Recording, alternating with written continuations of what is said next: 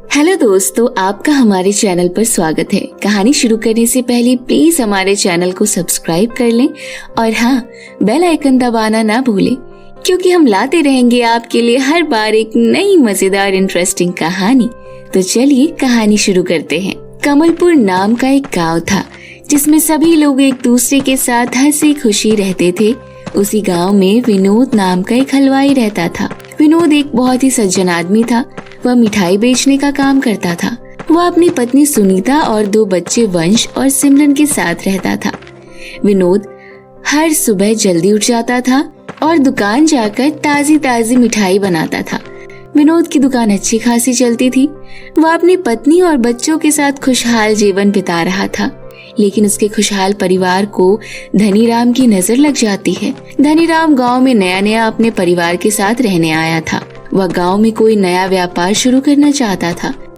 धनीराम ने जल्द ही अपनी मिठाई की दुकान खोल ली, लेकिन उसकी दुकान पर कोई भी मिठाई खरीदने नहीं जाता था। सब विनोद की दुकान पर ही मिठाई खरीदने जाते थे, क्योंकि विनोद अपनी गाय के शुद्ध दूध से खोया और घी बनाया करता था।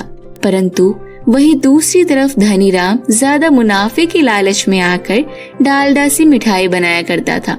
ऐसे ही कुछ दिन बीत गए। अरे, अब दिवाली जैसा त्योहार आने वाला है और मेरी दुकान से कोई मिठाई क्यों नहीं खरीद रहा? सबसे पहले मुझे इस विनोद के बच्चे को अपने रास्ते से हटाना पड़ेगा। पता नहीं इसने लोगों के ऊपर क्या जादू करा है जो सभी के सभी इसी की दुकान पर मिठाई खरीदने जाते हैं।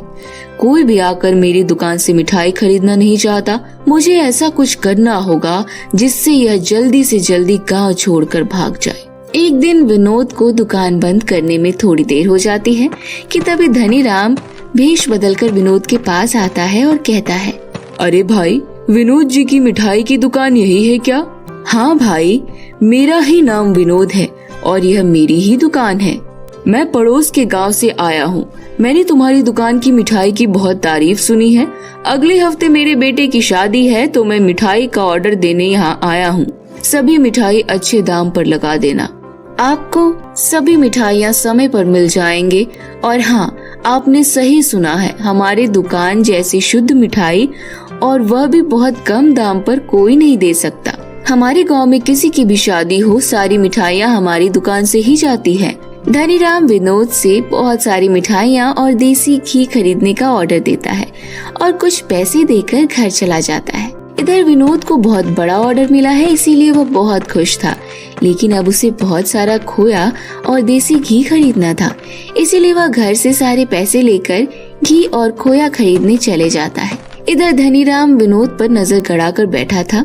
जैसे ही विनोद सारा देसी घी और खोया खरीद कर रख देता है, धनीराम उसी रात विनोद की दुकान को आग लगा देता है। दुकान को आग लगा हुआ देखकर कुछ लोग दौड़कर विनोद के घर जाते हैं और एक आदमी विनोद को बुलाते हुए कहता है, अरे विनोद भाई, जल्दी बाहर आओ, तुम्हारी दुकान में आग लग गई है और सारा सामान जल रहा है।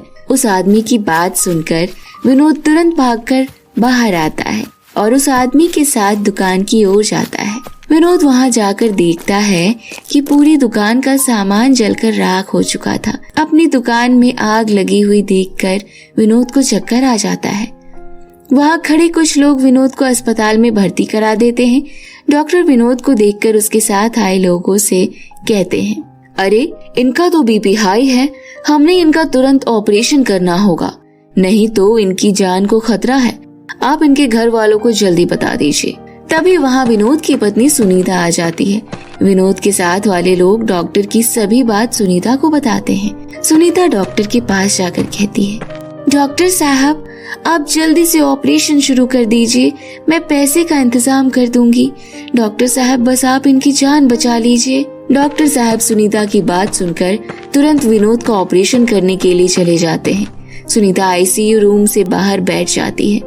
डॉक्टर 4-5 घंटे के बाद आईसीयू रूम के बाहर आते हैं और सुनीता से कहते हैं, देखिए, घबराने की कोई बात नहीं है, हमने इनका ऑपरेशन अच्छे से कर दिया है, परंतु अभी इन्हें पहले की तरह ठीक होने में थोड़ा समय लगेगा।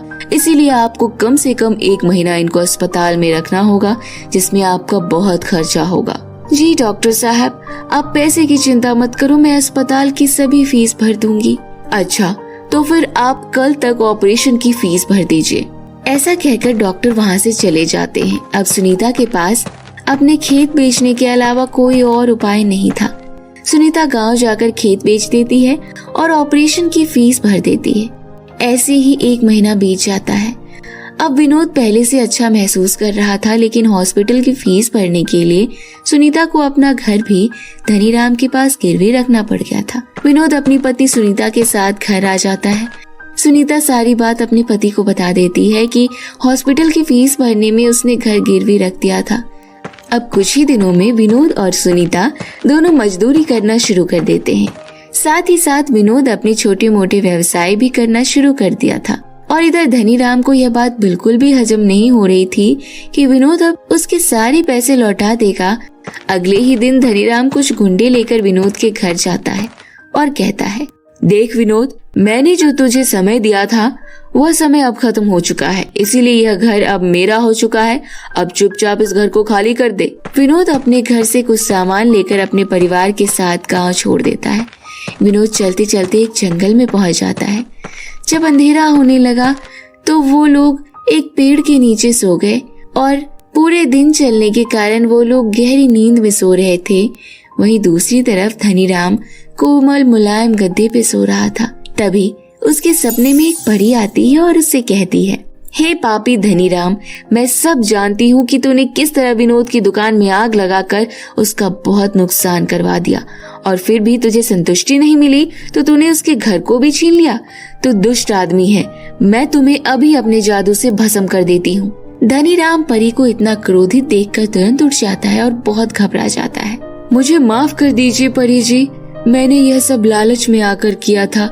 मैं कल ही विनोद को उसका घर वापस कर दूंगा। मुझे अभी और जीना है, कृपया करके मुझे भस्म मत करना। परी के मुंह से यह बातें सुनकर धनीराम परेशान हो जाता है और अगले ही दिन धनीराम विनोद से माफी मांग ली और उसे उसका घर हमेशा के लिए वापस कर दिया। विनोद को अब अपना घर वापस मिल गया था, इसीलिए मैं बहुत खुश था। वह धनीराम को माफ कर देता है और उस दिन के बाद विनोद अपनी पत्नी सुनीता और दोनों बच्चों वंश और सिमरन के साथ हंसी खुशी से रहने लगता है।